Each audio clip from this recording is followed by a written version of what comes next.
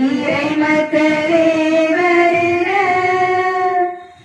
தொடர்ந்திடவே அன்பின் பாறை பாருங்கள். புனித ஞாயிற்று வழியாக நாம் நன்றி செலுத்த இந்த விழாவிலே நாம் கலந்திருக்கின்றோம்.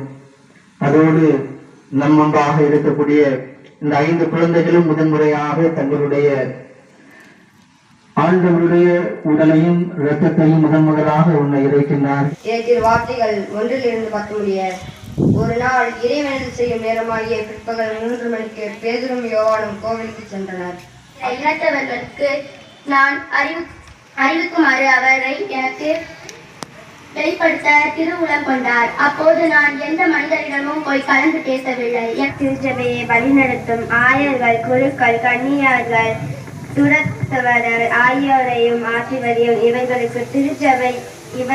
திருச்சபையின் ஒழுங்குமுறைகளை கடைபிடிப்பதாகவும் தேவையான அருளை தர வேண்டும் என்று இறைவா உண்மை வந்தாடுகிறோம்.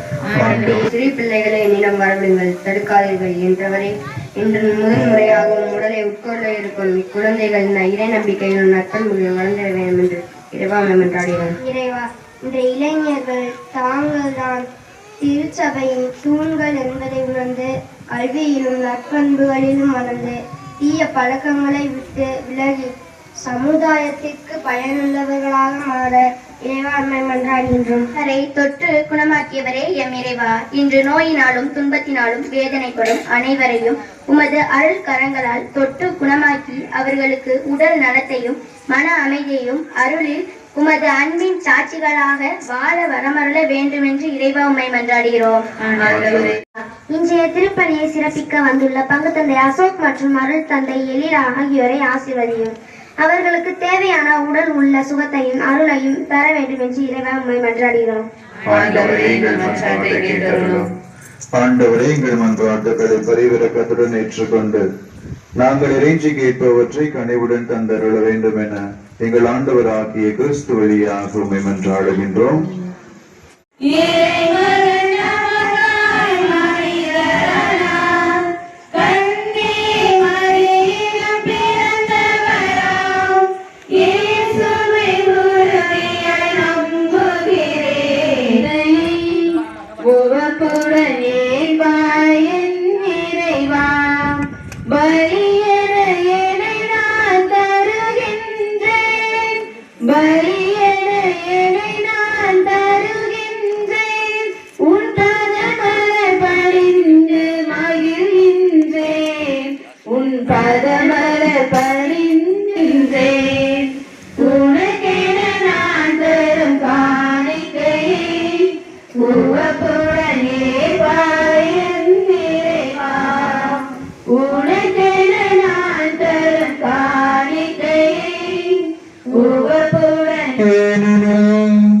இது உங்களுக்காக கையளிக்கப்படும் என் உடல்.